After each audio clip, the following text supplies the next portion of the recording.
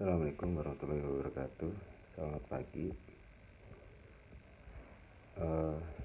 Pada pertemuan yang ketiga ini, kita akan membahas tentang gambar teknik proyeksi. Secara definisinya, gambar teknik proyeksi itu salah satu bentuk penerjemahan dari suatu bentuk benda yang berawal dari 3 dimensi kita ubah menjadi ke dalam bentuk 2 dimensi.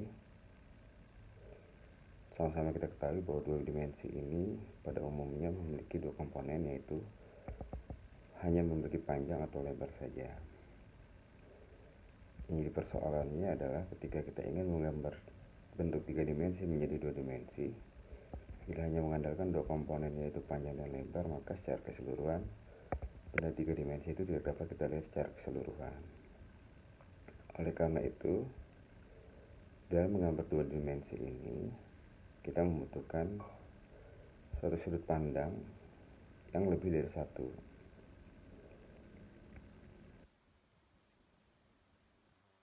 Yang akan mewakili keterpandangan terhadap satu bidang yang akan kita lihat.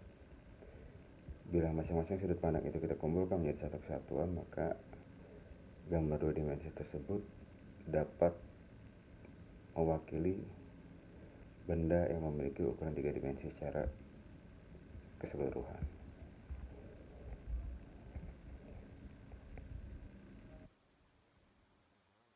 Dengan menggunakan teknik proyeksi, secara tekniknya proyeksi itu memiliki 2 jenis, yaitu bermazhab ANSI dan bermazhab ISO. ANSI ini pada umumnya dikenal atau biasa digunakan oleh negara-negara Eropa, sedangkan untuk ISO ini dikenal juga dengan gaya Amerika. Yang menjadi perbedaan antara ANSI dengan ISO adalah dari kuadran. Sama-sama kita ketahui bahwa kuadran itu terdiri dari 4, yaitu kuadran 1, kuadran 2, 3, dan 4. Untuk proyeksi Eropa, mereka mengenal dengan istilah kuadran 1. Sedangkan untuk Amerika atau ISO, mereka lebih mengenal dengan kuadran 3.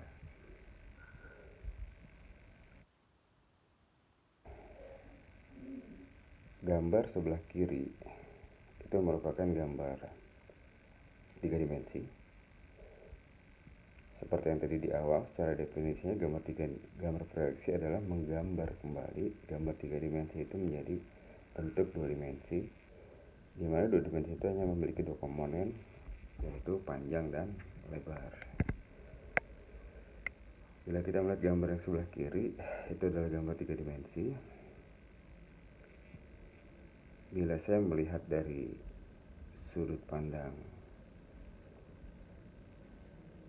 sebelah kiri itu saya jadikan sebagai pandangan depan, maka penggambaran secara 2 dimensinya sama seperti gambar yang ada di sebelah kanan.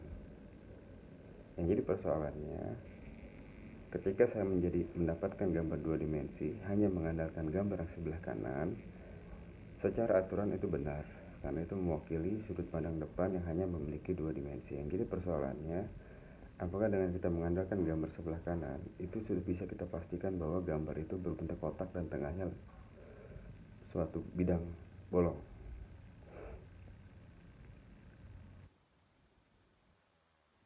Bentuk secara menyeluruh dapat kita ketahui, maka kita membutuhkan suatu sudut pandang tambahan, bisa jadi dari sudut pandang kanan, kiri, atas, bawah, bahkan belakang. Jadi secara prinsipnya gambar proyeksi adalah menggambarkan bidang 3 dimensi secara 2 dimensi, tapi tidak hanya satu sudut pandang, melainkan lebih dari sudut pandang. Ketika gambar dari masing-masing sudut pandang itu kita satukan, maka gambar tersebut akan menjadi gambar 3 dimensi sesuai dengan bentuk aslinya.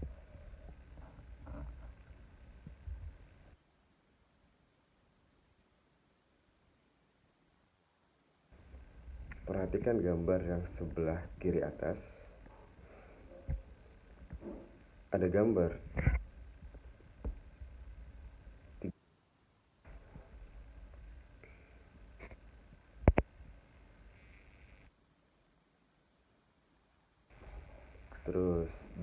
itu, Anda perhatikan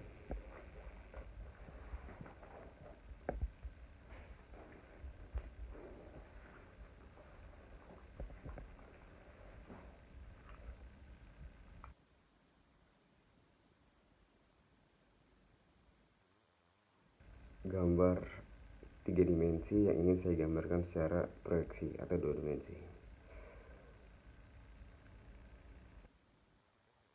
Gambar dua dimensi dari gambar tiga dimensi itu,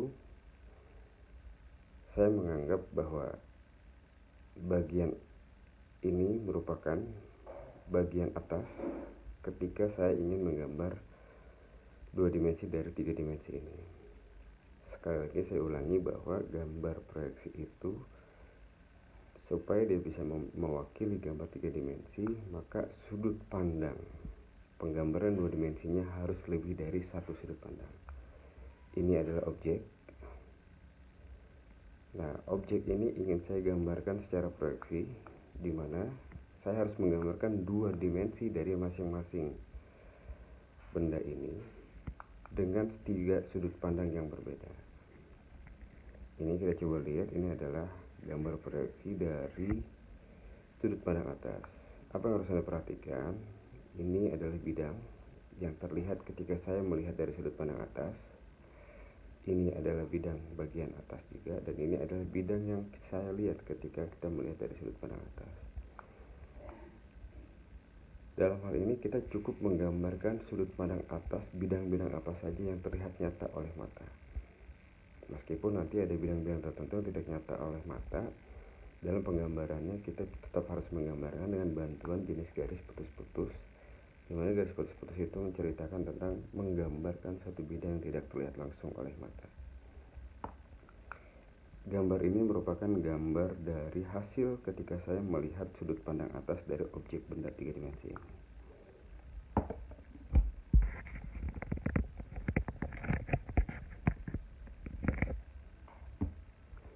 Hal yang sama juga berlaku ketika saya ingin melihat benda ini dari sudut pandang depan, di mana sudut pandang depan ini saya tentukan adalah dari sini. Bidang yang terlihat oleh mata saya adalah bidang yang ini, bidang L yang ini. Hal yang sama juga dengan gambar ini ketika saya ingin melihat dari sudut pandang kanan. Ketika saya sudah mendapatkan masing-masing sudut pandang, ini adalah pandangan atas, ini adalah pandangan depan, dan ini adalah pandangan samping kanan, maka ketiga gambar ini saya sajikan di dalam media gambar. Ini adalah media gambar Anda, media gambar saya.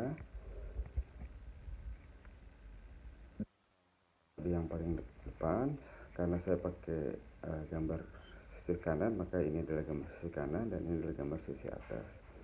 Ketika gambar ini saya satukan dan saya lipat, maka jadinya adalah benda seperti tiga dimensi yang ada di dalam soal tersebut.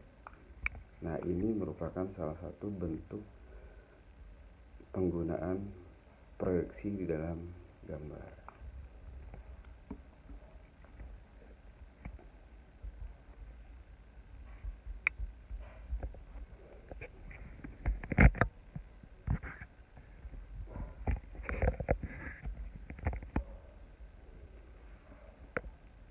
Oke.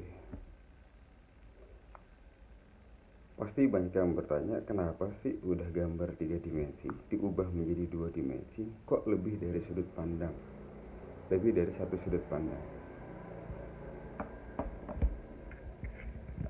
Bila kita lihat contoh di atas, contoh pada slide ini ada satu gambar dua dimensi, di mana gambar dua dimensi ini terdiri dari dua bentuk, yaitu kotak dan di tengah-tengahnya berbentuk lingkaran. Bila gambar ini saya anggap sebagai pandangan depan, ini benar, tidak ada yang salah. Yang jadi persoalannya adalah, sudahkah kita bisa menginterpretasikan bahwa gambar ini seperti ini? Apakah lingkarannya itu berbentuk lubang atau berbentuk silinder?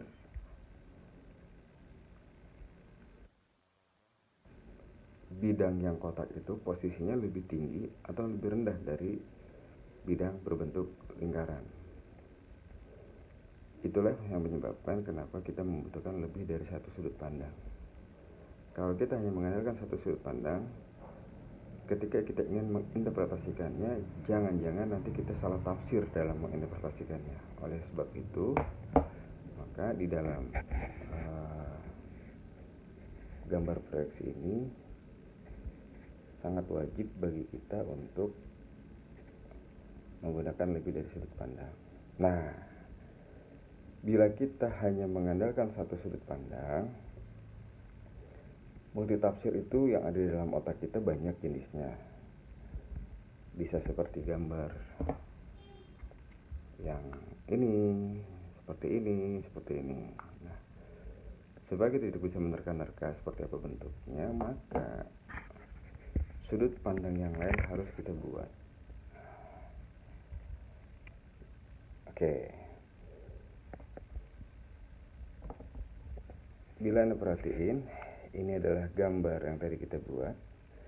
Ketika saya melihat dari sudut pandang sebelah kanan, gambar seperti ini, multitafsir tersebut sudah bisa kita terjemahkan dengan baik. Oh, rupanya benda ini merupakan benda di mana lingkaran ini bukan berbentuk lubang, tapi dia berbentuk bidang datar yang ketinggiannya lebih tinggi daripada bentuk bidang datar gambar yang kotak.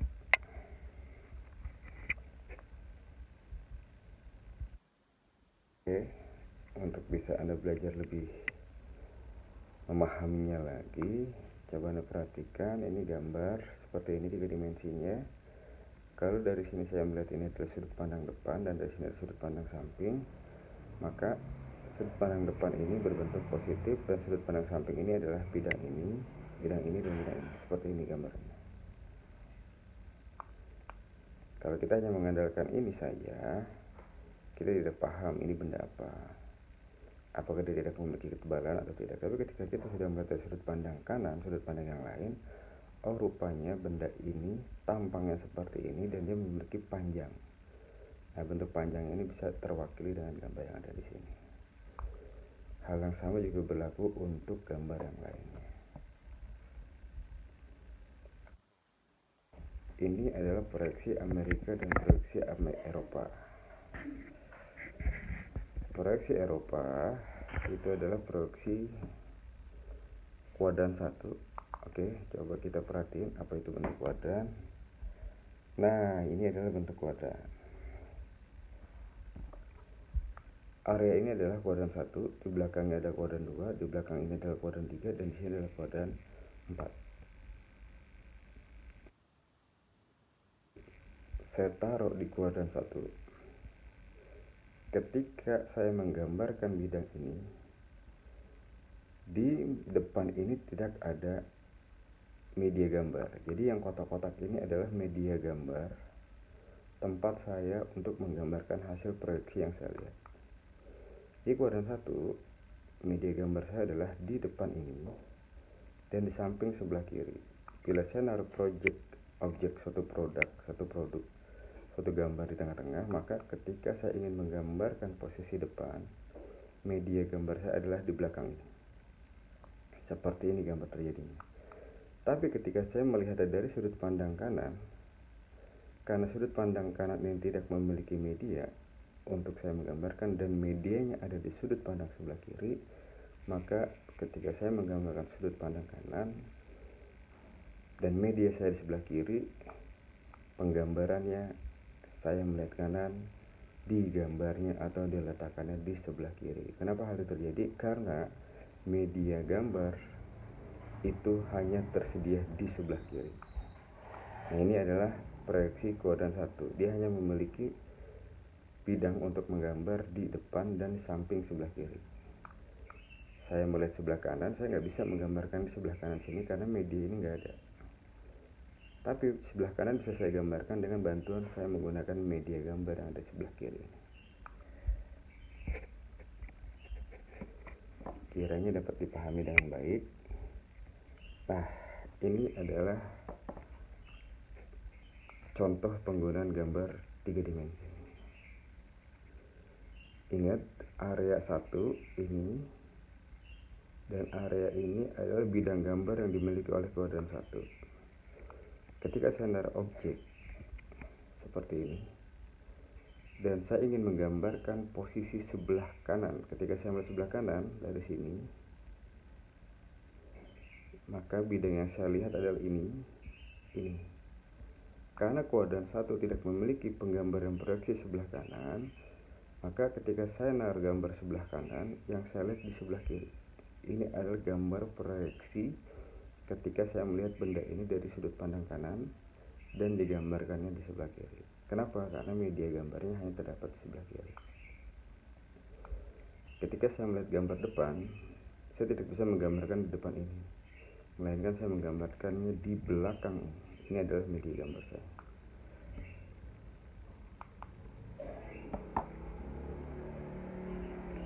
Maka dari itu, banyak yang bilang bahwa proyeksi Eropa itu adalah proyeksi yang terbalik. Saya melihat gambar di atas,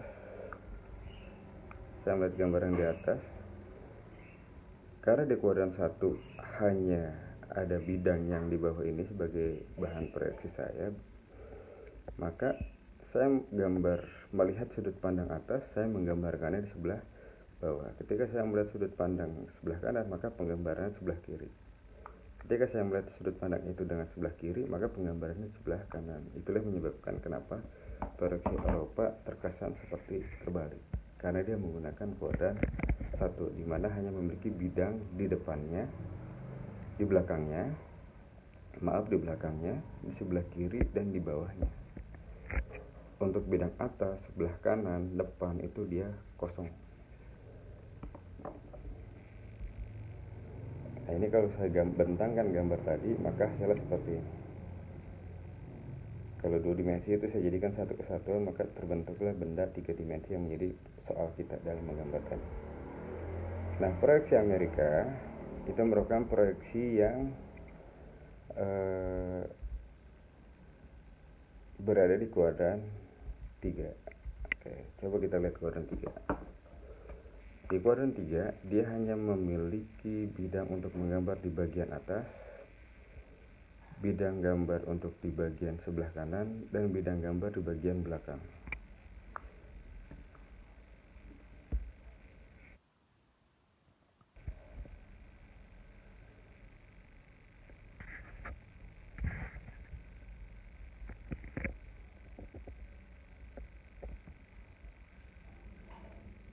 Oke, saya ulangi. Proyeksi bidang 3, dia hanya memiliki bidang yang di atas, memiliki bidang gambar sebelah kanan, dan memiliki bidang gambar di belakang.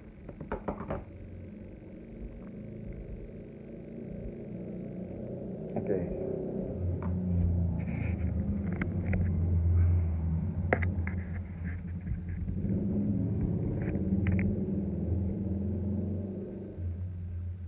Karena bidang 3 hanya memiliki sudut bidang gambar di belakang, ini yang di belakang,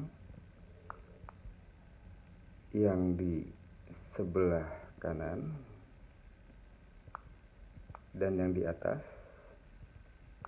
maka yang menjadi perbedaan dengan proyeksi Eropa adalah ketika saya melihat gambar tersebut di sebelah kanan, ini ada bidang gambar, maka saya menggambarkannya di sebelah kanan pula karena media gambarnya tersedia. Jadi saya ingin menggambarkan sudut pandang sebelah kanan ini dan saya memiliki media gambar sebelah kanan ini, maka ketika saya melihat sebelah kanan, maka penggambarannya di sebelah kanan.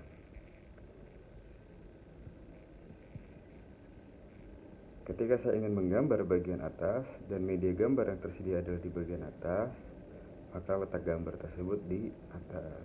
Maka dari itu, yang namanya proyeksi Eropa, dia keterbalikan daripada proyeksi Eropa.